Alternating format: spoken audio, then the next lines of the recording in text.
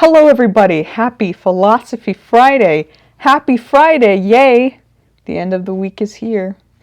And philosophy is a good way to end it. We gotta say, what's the ending of the week today? Socrates. We're back to Socrates again. So Socrates is dead. Poor guy. Speaking of the end, there you go. It's the end of the week, the end of Socrates' life. So what happens? Apparently this guy had a lot of influence. There were a lot of different people with a lot of weird names, let's be honest. Phaedo, Credo, Simmias, Cebus, Acrocletus, Plato, like the squishy stuff. Anyway, no offense to them, but their names are a little weird, not gonna lie. But all of these friends gathered together and talked about, I think this is the book called Phaedo, so I think they all gathered together, or a couple of the friends gathered and talked about it, or maybe it was just Phaedo and this guy named Echecrates, and Echecrates is like he missed Socrates' death. It's almost like he's like has FOMO, like he's like, oh, I missed out on the death, and he's like asking Phaedo, he's like, can you tell me like everything that happened in detail? He's like, please be as specific as you can. What did he say? Please, I hope you do not leave any details out, or whatever. So Phaedo was like, okay, I'll tell you. He's like, I got time, I'll tell you. So he said all these friends were gathered around. They were all gathered around Socrates before he died, before he was going to get poisoned. Why was he going to get poisoned again? For thinking too much, I guess. Understandable. Stop the thinking. Let's give you some poison. No, that was rude of them to do that to him. But all of his friends were gathered around, ready to just like talk about philosophy more. And then it's kind of sad because Socrates has a wife, by the way, and kids. But his wife was there crying.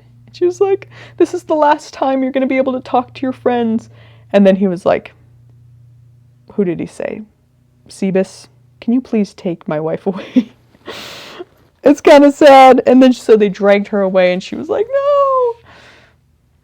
It's like, apparently he's like, I want to talk about philosophy right now, lady. So, no, I'm sure he loved her, but I think he was just like, I want to talk about philosophy. He's like, yeah, this is the last time I get to talk to my friends, so stop ruining it.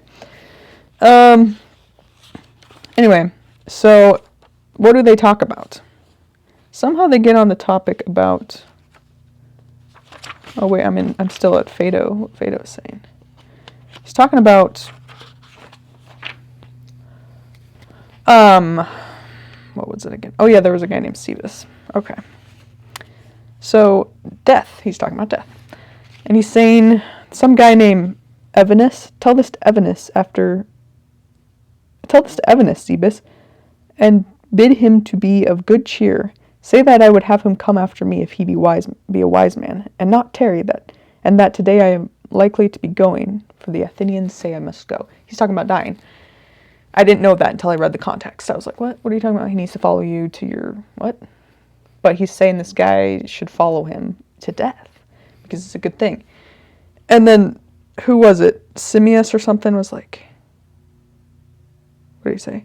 What a message for such a man. Having been a frequent companion of his, I should say that, as far as I know, he will never take your advice unless he is obliged. And Socrates is like, why? Is not Evenus a philosopher? Socrates is all confused. Why would he not want to die? Socrates, most people don't want to die, okay? You're kind of weird for being so willing to die. In fact, he kind of makes it seem like he's always wanted to die. And now he's like, yeah, I get the opportunity. So then Cebus and all of these friends are like, so should people just take their own life then? Like, is that what you're suggesting? Socrates is like, no, obviously that's wrong. But they're like, how is that wrong? How come it's good to die when the government decides that you should die or you get killed and it's outside of your choice, but then why is it bad to take your own life? Socrates says, well, because it's not your choice. It's not your life to take. He's like, would you like it if your ox or your pet wanted to take his own life? You would be mad. I'm like, well, I'd be more sad about it, but okay. That's what I would have said if I was there, but I wasn't there. I was born a little too late. And then so they're like, okay, but then how is it good to die when it's not your choice? When it's like, and this is interesting. It's good philosophy about like, is death actually the worst thing? Socrates is like, no, because death is the separation of the soul from the body. He words it like the soul is chained by the body, and the soul seeks for knowledge, seeks for truth, but it's through the lens of the eyes and the body and the brain that can't fully comprehend the truth and misconstrues the truth and gets false pieces of it, and that's why we have so many different beliefs in the world, and not everyone is a Christian, including Socrates. Come on, Socrates. So he's like, when death comes, we all know it's a separation of the body and the soul. So it was interesting when they told him that, when they were like, well, what's if we're not supposed to take our own life? Oh yeah, and they're like, a wise man, why is it good for a wise man who you say is entrusted by the gods, which we know there's not multiple gods, it's just the Christian God. But anyway, the one thing that I wish they would get right, come on guys, but they're like, if the gods entrusted us with this knowledge as wise men, and we are the caretakers of the possessions from the gods, it's not good for a wise man to die then, right? Why shouldn't it? He's like, they're literally like, now this, Socrates, is the reverse of what was just now said. For upon this view, the wise man should sorrow and the fool rejoice in passing out of life. So the fool should be happy when he dies, because we get some of that foolishness out of the way. But also, come on, we're all fools. Just like Socrates was saying.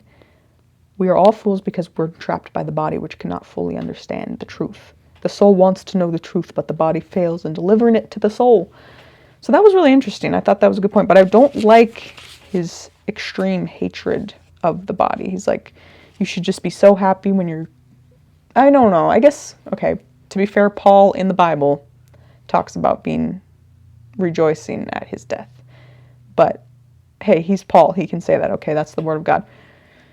But also Paul speaks out against, I think, is it Gnosticism, where they believe that the body is really bad and it's only about the spiritual things.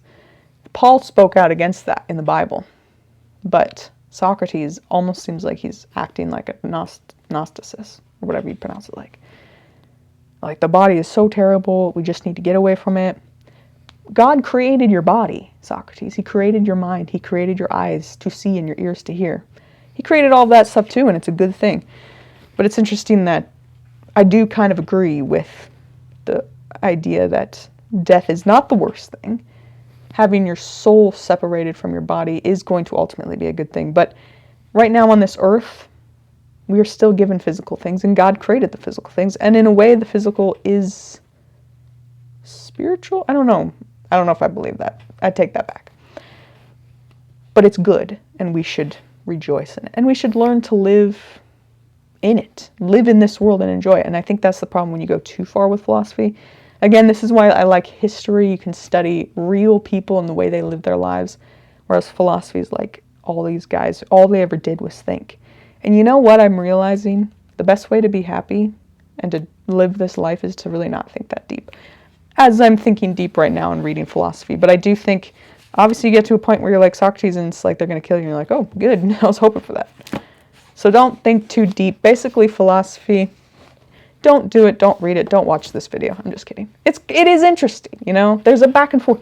It's good to think about philosophy in small chunks. But too much will lead you to spiral.